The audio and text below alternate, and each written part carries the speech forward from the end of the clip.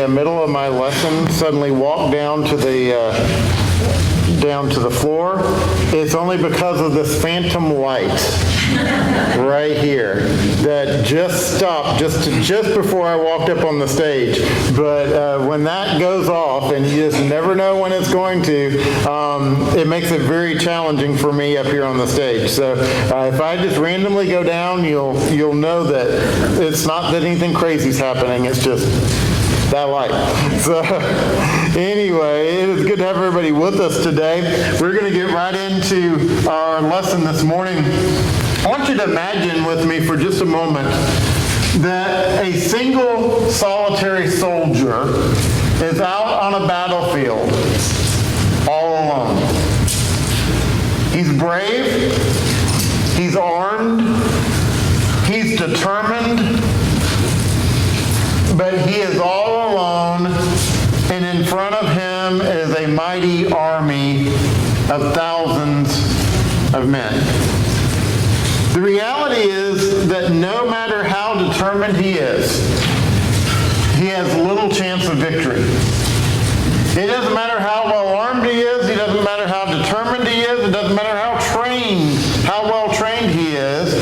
If he is standing alone, he has little chance. Have you ever heard the saying, there is strength in numbers? Why? Well, why is there typically strength in numbers? Well, for one, there's encouragement in numbers. We are encouraged when we have others standing with us. But also, there's diversity of abilities in numbers. The more people we have, the more different talents and abilities are in place, the more opportunities we have for people to serve in different ways. But there's also, in addition to those things, there's accountability in numbers. We're able to hold one another accountable when there's more of us together, and with all of that is finally increased wisdom. There are more heads involved in it, right? And there's more thoughts, more minds, more input. All those things play a role in people standing together and recognizing their strength in numbers. In our reading, in our daily Bible reading that we've been doing together, we came this week to 1st and 2nd Chronicles. These are the last two books we're going to be reading in the Old Testament. And in 1st Chronicles chapters 11 and 12, we find this powerful story of how David's kingdom, when David came to take the throne from Saul, how this kingdom was not built by David's strength alone. But in these two chapters, what we see is that he had a group of loyal companions, diverse warriors, and a group of men who were united, coming together with one heart to make David king.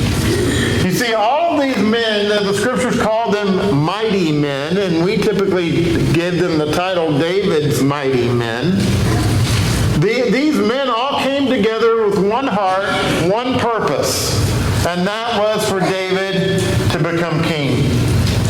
And this morning, we're going to walk through this compelling story to see how God will even use us when we stand together. The reality is we are a body of believers. We are a family. We have come together with like minds and common purpose. And we can accomplish so much for the cause of Christ when we stand together. But when we stand alone, it's hard to accomplish. It's hard to make this journey by ourselves. And so we're going to walk through the story in 1 Chronicles 11 and 12 today and see what it looks like to stand together. The first thing that we see in chapter 11 is the call to stand together in loyalty. Now that word loyalty is one we struggle with sometimes. We struggle with what it means to be loyal and who we're to be loyal to. But I encourage you to go ahead and turn in your Bibles to 1 Chronicles chapters 11 and 12. We're going to do a lot of reading today, and it's not going to be on the screen. So I encourage you to turn there to 1 Chronicles chapter 11. And we're going to begin in verse 10. We're going to read verses 10 through 19 this morning. 1 Chronicles 11, beginning in verse 10. It says, "Now these are the chiefs of David's mighty men, who gave him strong support in his kingdom, together with all Israel, to make him king, according to the word of the Lord concerning Israel. This is an account of David's mighty men." And so here we begin reading, and we see that this is an accounting of all these men who came together to make David king. And then it says, Joshabim the Hatchemite was chief of the three. He wielded his spear against 300 whom he killed at one time. And next to him, among the three mighty men, was Eleazar, the son of Dodo, the Ahohite. He was with David at Pashdamim when the Philistines gathered there for battle. There was a plot of ground full of barley, and the men fled from the Philistines. But he took his stand in the midst of the plot and defended it and killed the Philistines. And the Lord saved them by a great victory. 3 of the 30 chief men went down to the rock of David at the cave of Adullam when the army of the Philistines was encamped in the valley of Rephaim. David was then in the stronghold, and the garrison of the Philistines was then at Bethlehem. Now let's stop there for just a moment. Here we have described 3 men who were considered mighty men of David. They were men who had served David in great ways. And now it fast forwards to David. He is in the stronghold. He is hiding out. He is there positioning himself to then eventually go and to take the throne. And let's look at what happens here. Beginning in verse 16, it says, David was in the stronghold, and the garrison of the Philistines was then at Bethlehem. And David said longingly, "Oh, that someone would give me water to drink from the well of Bethlehem that is by the gate." And so David, he says, "Man, I'm thirsty. And I would love for someone to go into Bethlehem and get water from the well there at the gate. And if someone would just do that to get me that water, that would be amazing." Verse 18. Then the 3 mighty men broke through the camp of the Philistines and drew water out of the well of Bethlehem that was by the gate, and took it and brought it to David. But David would not drink it. He poured it out to the Lord and said, "Far be it from me before my God that I should do this. Shall I drink the lifeblood of these men? For at the risk of their lives they brought it." Therefore he would not drink. These things did these 3 mighty men. Now we have this pictured over here, the story that we just read. You have David, he's saying, "Man, I would love to have a drink from the well there in Bethlehem." And so these 3 mighty men who were loyal to David, they arm themselves, they go in. The Philistines were in control of Bethlehem. They break through the armies, through the forces of the Philistines. They go, they get the water, risking their lives. They get the water, they bring it back to David, and what does David do? He pours it out on the ground. Now just picture this. These men risked their lives because they were loyal to David, and David says, "How can I drink this water that was really their lifeblood? They risked their lives for it. How can I drink this?" And so he get to the Lord. Now, these three men did this because they were loyal to David, but here's the key. Even after David did something that they probably didn't understand and very well likely didn't appreciate, right? They were still loyal to David. David did something that didn't make a lot of sense to them.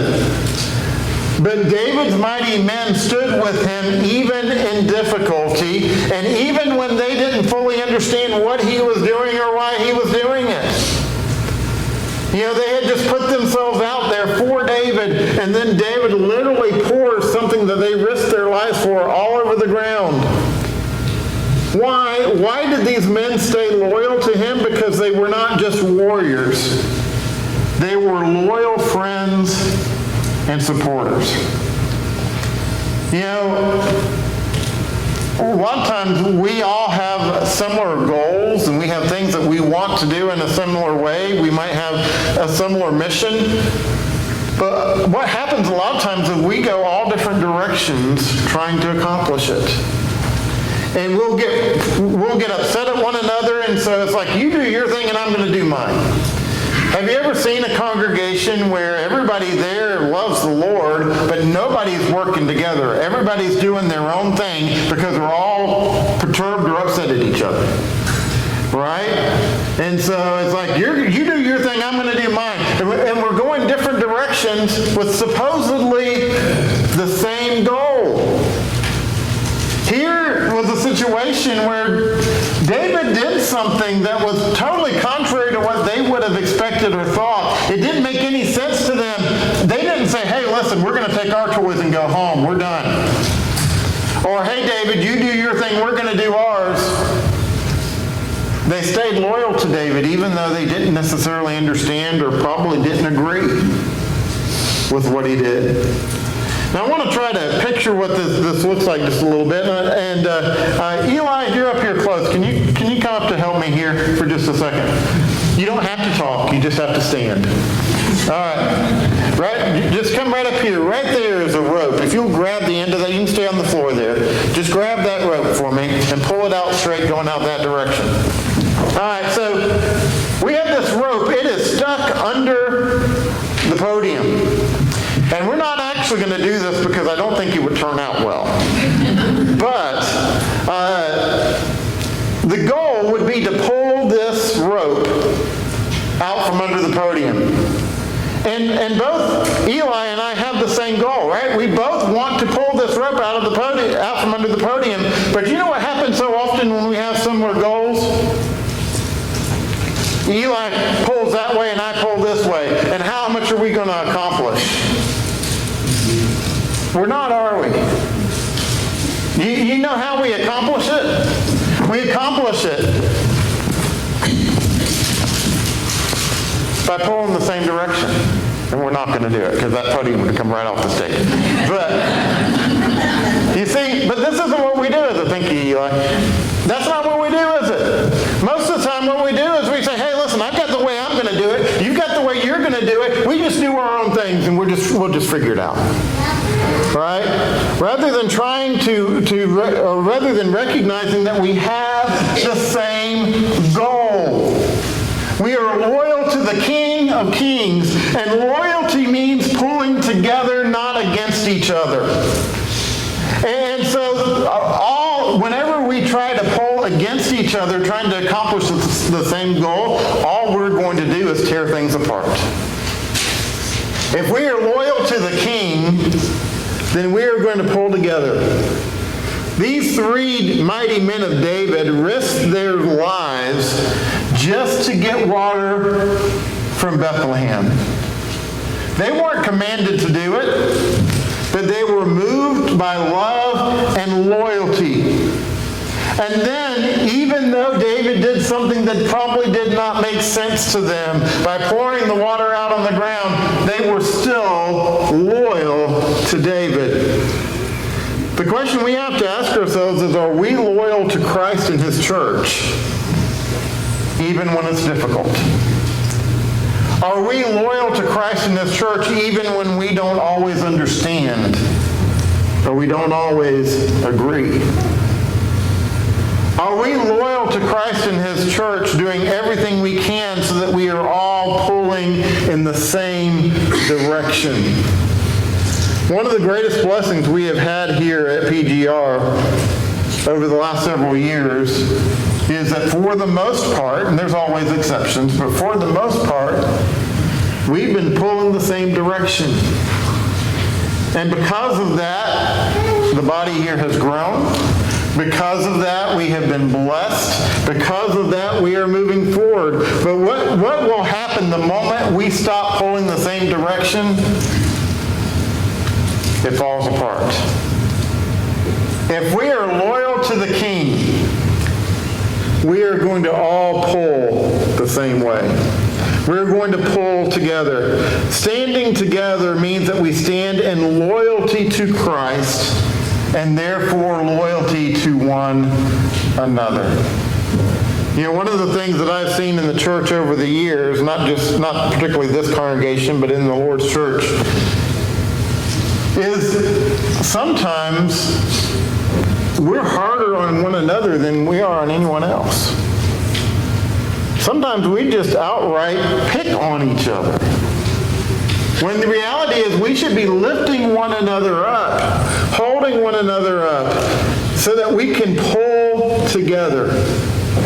Standing together means standing together in loyalty. But then number 2 we see as we move into chapter 12, and that is that standing together means we come together with our different strengths and abilities. The first 15 verses of 1 Chronicles chapter 12 lay this out. We're not going to read through all of this because there are a bunch of names and I will butcher every one of them trying to pronounce them. But what we have here is a list of all these men and their abilities. And in verse 2 we see there that among all these men there were men who were bowmen. It says they were bowmen and could shoot arrows and sling stones with their right or their left hand, and it says they were the Benjamites. And then if you skip on down to verse 8, it says from the Gadites they went over to David at the stronghold in the wilderness, mighty and experienced warriors, expert with shield and spear, those whose faces were like the faces of lions, and who were swift as gazelles upon the mountains. And then skipping down to verse 14, it says, these Gadites were officers of the army. The least was a match for 100 men, and the greatest for 1,000. And so David's army was made up of all kinds of people. There were archers, there were slingers, there were warriors, there were leaders, each with different skills, but all important and useful. Each of these men, and there were thousands of them, and we'll read in just a moment, each of these men came together in different roles. And they didn't say, oh, well, listen, I'm a slinger, but I really want to be a leader. Or I'm a warrior, but I really want to be a slinger. They didn't go back and forth. They came serving in the roles that they were given. But they all came in unity of purpose.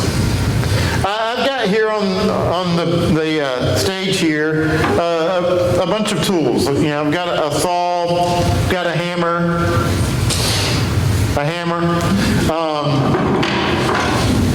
paintbrush, whatever this is called, I don't know. Got a wrench, screwdriver, right? Got different tools. They all serve different roles. Which one is the most important?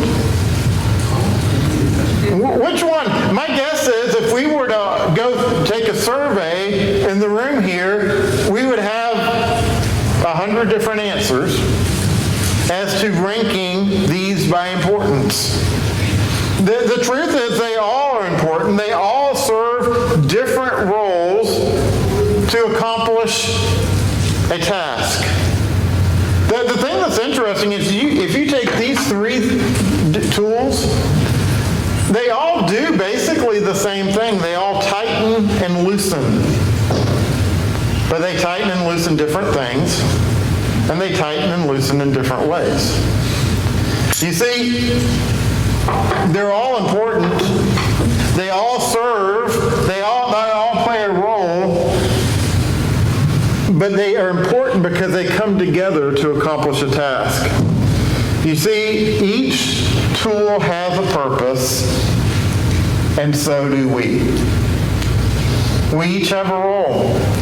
We're each tools available to be used by God for His purpose. Now we're going to do it in different ways. But we have the same goal and we have the same purpose. And so we take all these different abilities that we have within the body and we bring them together for a common purpose. Let's look at what the Apostle Paul says in Romans chapter 12. Romans chapter 12, verses 4 through 8. This is a passage that we look to often. But it kind of lays out what this looks like. He says, the Apostle Paul says, "For as in one body we have many members, and the members do not all have the same function. So we, though many, are one body in Christ, and individually members one of another, having gifts that differ according to the grace given to us. Let us use them. If prophecy in proportion to our faith, if service in our serving, the one who teaches in his teaching, the one who exhorts in his exhortation, the one who contributes in generosity, the one who leads with zeal, the one who does acts of mercy with cheerfulness." You see, our call is not to compare or to compete, but to contribute. Our call is to simply serve in the role and the way that God has placed us. You know, the reality is, if you were to look at my life, my day-to-day life, it really makes no sense for me to be in public speaking in this congregation every week. I'm an introvert. I am a person who is perfectly happy all by myself. I have to actually make an effort and kind of get out of my comfort zone to interact with people. That's just my nature, right? And so if you look at my day-to-day life, it really doesn't make any sense. And if I were just picking and choosing, this is probably not what I would have picked. But this is where I believe God has put me. He gave me the abilities. He gave me the talent to do it.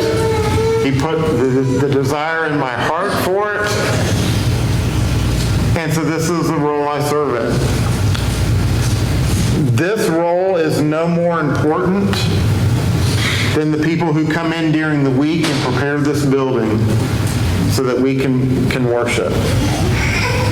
This role is no more important than the people who go in and teach our Bible classes. This role is no more important than those of you who write cards to those who are sick. It is just another role, but it is the role that I have been placed in. And the Apostle Paul says each one of us, whatever that role is, whatever role that we have been given, not the role that we want for whatever reason, but the role that we have been placed in, do it to the very best of our ability.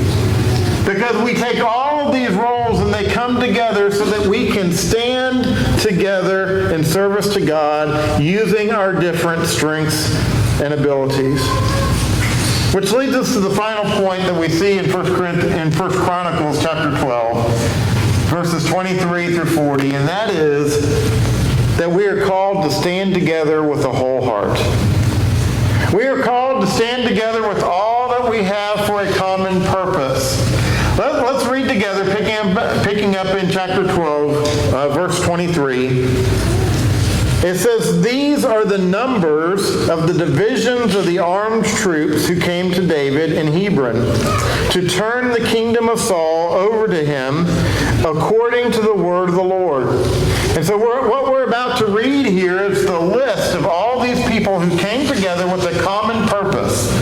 And this may seem tedious, but it's important, I think, for us to make this point.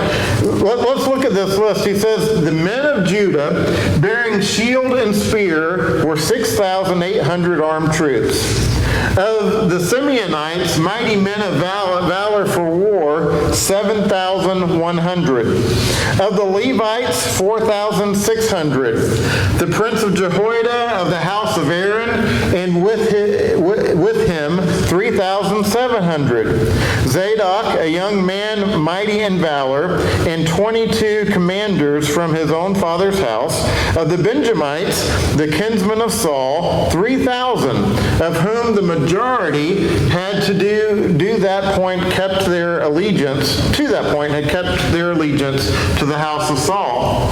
Of the Ephraimites, 20,800 mighty men of valor, famous men in their fathers' houses. Of the half-tribe of Manasseh, 18,000 who were expressly named to come and make David king. Of Issachar, men who had understanding of the times to know what Israel ought to do, 200 chiefs, and all their kinsmen under their command. Of Zebulun, 50,000. Seasoned troops, equipped for battle with all the weapons of war, to help David with singleness of purpose. Of Naphtali, 1,000 commanders, with whom were 37,000 men armed with shield and spear. Of the Danites, 28,600 men equipped for battle. Of Asher, 40,000 seasoned troops ready for battle. Of the Reubenites and Gadites and the half-tribe of Manasseh from beyond the Jordan, 120,000 men armed with all the weapons of war. All these men of war, arrayed in battle order, came to Hebron with a whole heart to make David king over all Israel. Likewise, all the rest of Israel were of a single mind to make David king. And they were there with David for 3 days, eating and drinking. For their brothers had made preparation for them, and also their relatives.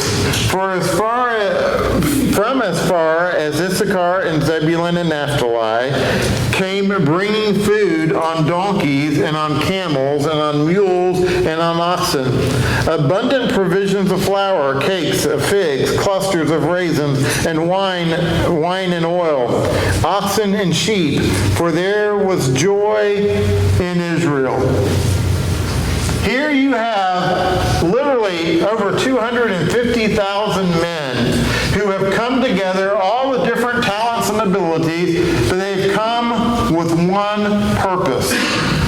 And the whole key to this story is found in verse 38, where it says, all the rest of Israel were of a single mind to make David king. You see, they came together in unity with the same mission and the same purpose. And these men came to Hebron with three things. First, in verse 38, it says they came to Hebron with a whole heart. In other words, they were totally committed. Verse 40 says they came to Hebron joyfully. They were happy to be able to serve in this way. Many of them would be risking their lives, but they did it with joy. And then in verse 33 it says they came arrayed in battle order. In other words, they were ready to fight. And so they came committed, they came with joy, they came prepared. In other words, they were committed and unified for a common purpose. Let's look at what the Apostle Paul says in Philippians chapter 1 and verse 27.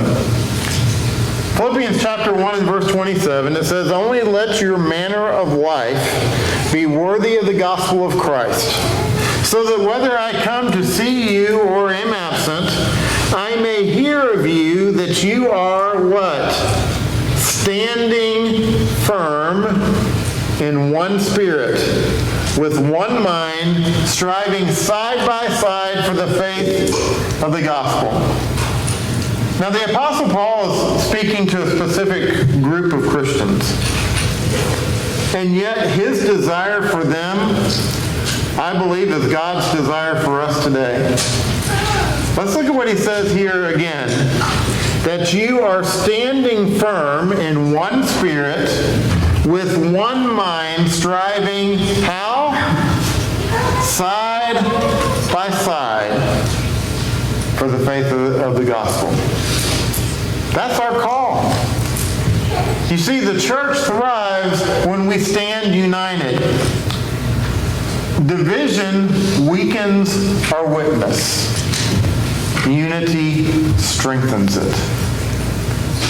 I'll never forget, years ago, when I was still in college, I went and served as a summer intern for a little congregation up in North Florida. It was in a little town that had a population of 800 people. It was literally one street, and you talk about one traffic light towns, that's literally all there was. There was one main road going through the town. There was one store, one gas station, and the courthouse, because it was also the county seat. 800 people in this small town, and 2 churches of Christ. 2 congregations of the Lord's church who did not speak to one another, who would have nothing to do with one another. They were literally on the same road. You could almost look from the property of one, you could almost see the property of the other on the other side of the street down the road. They would have nothing to do with one another. They had at one time been one congregation, and then they had divided and had a big fight that ended up involving the whole community, and everybody knew about it. And the one thing that I found when I spent that summer in that small town was the Lord's church had a terrible reputation. And no one wanted to have anything to do with the church. Why? Because division weakens our witness. The world sees that. Unity strengthens our weakness. When we stand united, when we stand together, bringing all of our talents, coming together in common purpose with common goal to serve a risen King, when we come together that way, our light shines bright. The world sees that. And so just as David's kingdom was built by loyal, diverse, and unified people, Christ's kingdom is built the same way. People coming together, standing together, supporting each other in love, using our unique strengths for the glory of God, and staying united in purpose. That purpose to glorify Christ, our King. This morning, are we standing together? Are we bringing our talents and abilities together? Are we coming together in love with a common purpose, even when we don't always agree, don't always understand on every little thing? Do we stand together for the King?